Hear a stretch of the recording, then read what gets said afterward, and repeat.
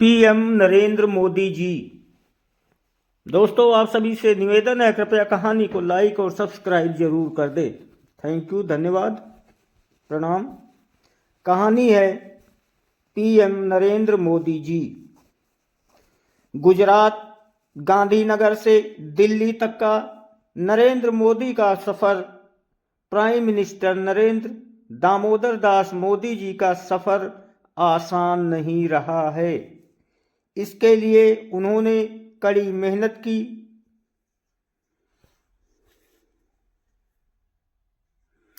साथ ही तकनीक का भी सही इस्तेमाल किया।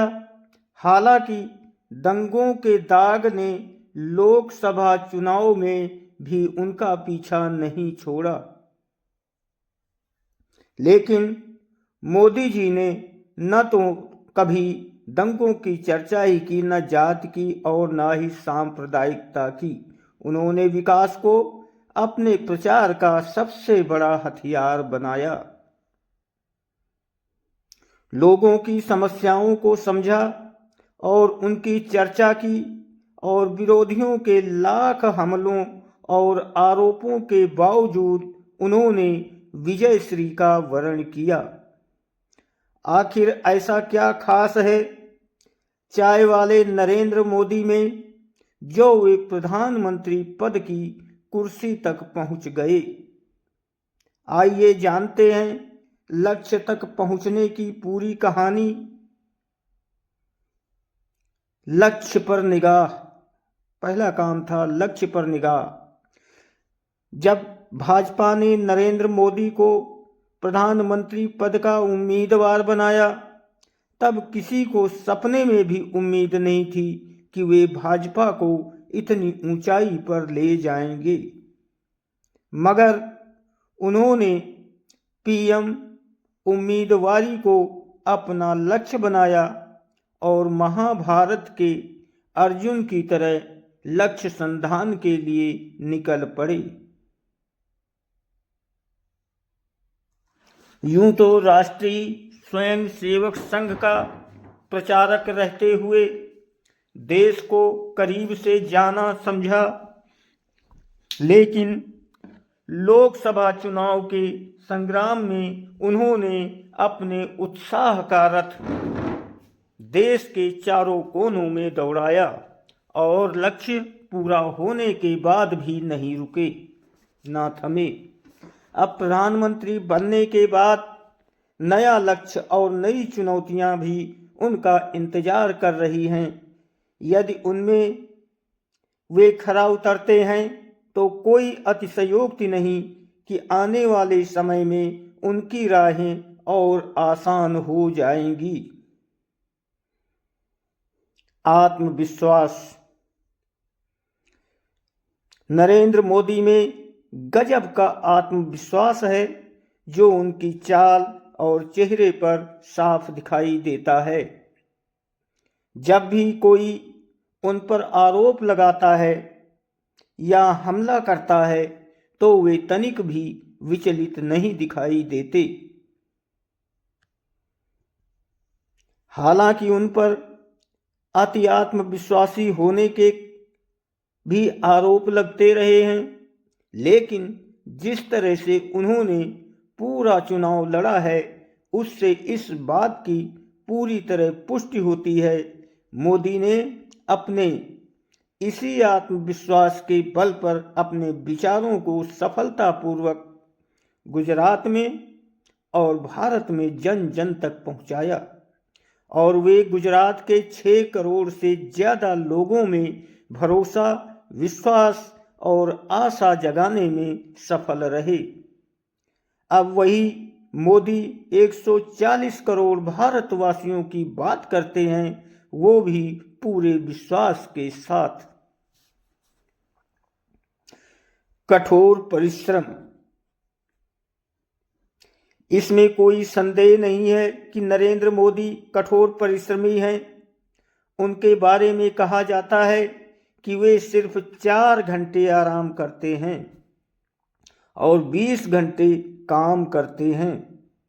मोदी सुबह 5 बजे उठते ही सभी समाचारों की क्लिपिंग्स देख लेते हैं।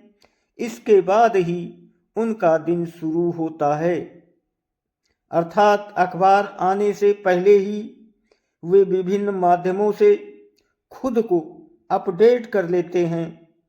चुनाव प्रचार के बाद वे गुजरात के अधिकारियों से भी वे राज्य की चर्चा करना नहीं भूलते। मोदी ने पूरे देश में धुआंधार प्रचार किया। पार्टी के मुताबिक श्री नरेंद्र मोदी जी अब तक देश भर में 3 लाख किलोमीटर से अधिक की दूरी तय कर एक तरह का रिकॉर्ड बना चुके हैं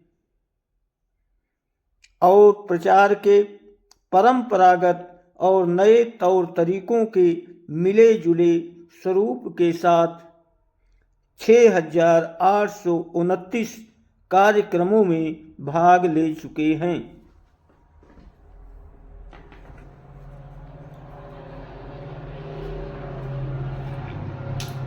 भाजपा ने इसे भारत के चुनावी इतिहास का सबसे बड़ा जनसंपर्क अभियान बताया है, जिसमें मोदी पिछले साल 15 सितंबर से 25 राज्यों में 637 जनसभाओं को संबोधित कर चुके हैं। पार्टी का दावा है कि श्री नरेंद्र मोदी ने विभिन्न तरीकों से करीब 10 करोड़ लोगों से संपर्क किया है। सही रणनीति, यदि रणनीति सही नहीं हो तो कठोर परिश्रम पर भी पानी फिर जाता है। अतः रणनीतिक तौर पर भी नरेंद्र मोदी ने कोई कोताही नहीं बरती।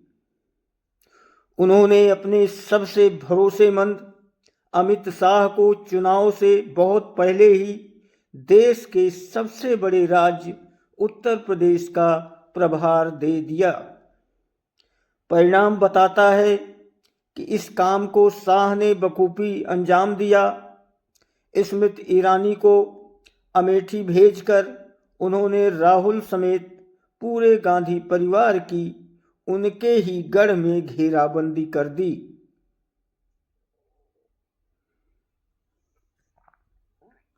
ज्यादातर सभाएं भी उन्होंने उन्हीं स्थानों पर की जहां पर भाजपा कमजोर दिख रही थी। समय से पहले काम पूरा करते हैं नरेंद्र मोदी। दूरदर्शिता,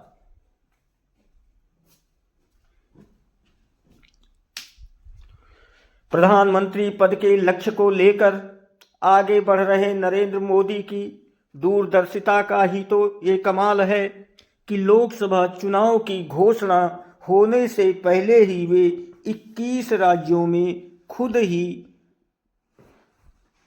38 रैलियों को संबोधित कर चुके थे। मोदी ने 26 मार्च को उधमपुर में जनसभा के साथ भारत विजय रैलियों की शुरुआत की। यही बात गुजरात चुनाव के समय भी देखने को मिली थी। जब तक कांग्रेस ने वहां प्रचार की शुरुआत की थी, तब तक नरेंद्र मोदी अपने सद्भावना उपवास के माध्यम से पूरे गुजरात के लोगों से संपर्क कर चुके थे।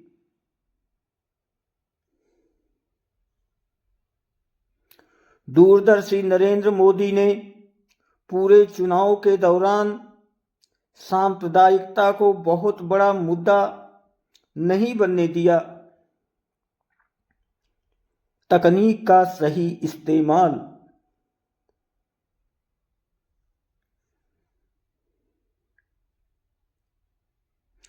इस पूरे लोकसभा चुनाव में यदि किसी नेता या पार्टी ने तकनीक का सही इस्तेमाल किया है तो वे हैं नरेंद्र मोदी और उनकी पार्टी भाजपा। सोशल मीडिया के मंच का उन्होंने बहुत ही प्रभावशाली तरीके से उपयोग किया है और पूरे देश और दुनिया में अपने समर्थकों की एक बड़ी फौज खड़ी कर ली है। तकनीक के सहारे ही चुनाव सभा के दौरान लगातार अपडेट रहते हैं।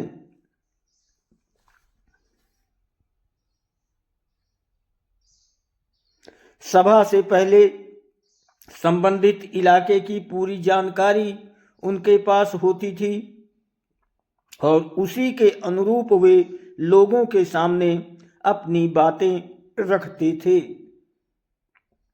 ये तकनीक का कमाल नहीं तो और क्या है कि मोदी ने करीब 1450 3D रैलियां की और 5000 के लगभग चाय पर चर्चा की कार्यक्रमों का उपयोग किया। इनके माध्यम से वे दूर दराज में बैठे लोगों से सीधे जुड़े और अपनी बात उन तक पहुंचाई। सकारात्मक सोच। नरेंद्र मोदी जी चुनाव के दौरान नकारात्मक सोच के विरोधियों ने भले ही गुजरात दंगों को लेकर उन पर निशाना साधा हो, लेकिन उन्होंने कांग्रेस पर 84 के दंगों को लेकर ज्यादा हमला नहीं किया। टीवी चैनल पर एक इंटरव्यू में भी विदेश नीति से जुड़े एक सवाल पर कुछ भी कहने के बजाय उन्होंने कहा कि चूंकि वे सरकार में नहीं हैं, इसलिए इस पर कोई स्पष्ट राय नहीं रख सकते। साथ ही भारत में चुनाव, महंगाई, भ्रष्टाचार, रसोई गैस आदि मुद्दों पर लड़े जाते हैं, न कि विदेश नीति पर। गौरतलब है कि पिछले 2 चुनावों में लालकृष्ण आडवाणी ने मनमोहन को कमजोर प्रधानमंत्री बताकर बार बार निशाना साधा था, लेकिन मोदी जी इस बात से दूर ही रहे। उन्होंने पूरे समय केंद्र सरकार की नाकामियों की ही चर्चा की। मजबूत इरादे। ये मोदी के आत्मविश्वास का ही परिणाम था कि वे लोकसभा चुनाव के दौरान लिए गए फैसलों से डिगे नहीं, पूरी मजबूती के साथ उन पर अड़े रहे। चाहे वो वरिष्ठ नेता लालकृष्ण आडवाणी के गांधीनगर सीट से चुनाव लड़ने का मामला हो या फिर मुरली मनोहर जोशी की सीट बनारस से बदलकर कानपुर करने का।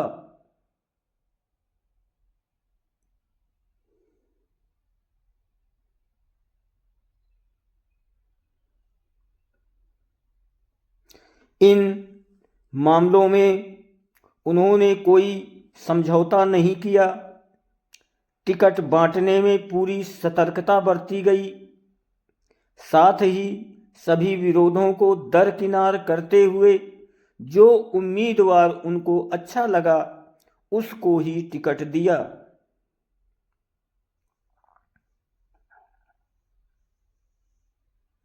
हिंदूवादी नेता की छवि। सके हिंदू मुस्लिम मुद्दे का एक बार भी जिक्र नहीं किया, लेकिन जो उनकी छवि एक कट्टर हिंदूवादी नेता की है, उससे निश्चित ही पूरे देश में हिंदू वोटों का ध्रुवीकरण हुआ, जिसका उन्हें सीधे सीधे फायदा मिला। हालांकि अयोध्या में उनकी सभा के दौरान मंच पर श्री राम और राम मंदिर का चित्र विवाद का कारण जरूर बना। गुजरात का ट्रैक रिकॉर्ड नरेंद्र मोदी को लोकसभा चुनाव में सर्वाधिक फायदा अगर किसी चीज का मिला तो वो है उनका गुजरात का ट्रैक रिकॉर्ड।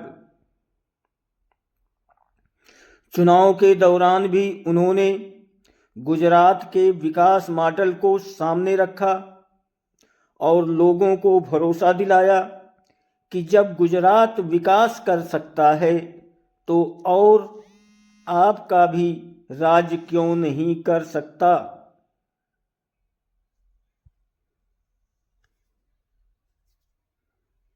उन्होंने बनारस में गुजरात की साबरमती नदी का हवाला देते हुए कहा था कि मैं साबरमती से ज़्यादा गंगा को उजला बना दूंगा। पवित्र गंगा न सिर्फ बनारस के लोगों की भावनाओं से जुड़ी है बल्कि करोड़ों देशवासियों की आस्था का केंद्र भी है।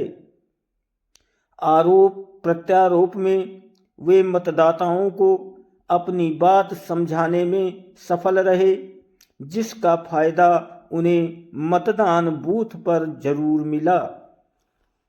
फेसबुक देखने वाले सभी लोगों से मेरी प्रार्थना है, कृपया कहानी को लाइक और फॉलो जरूर करें। धन्यवाद, प्रणाम।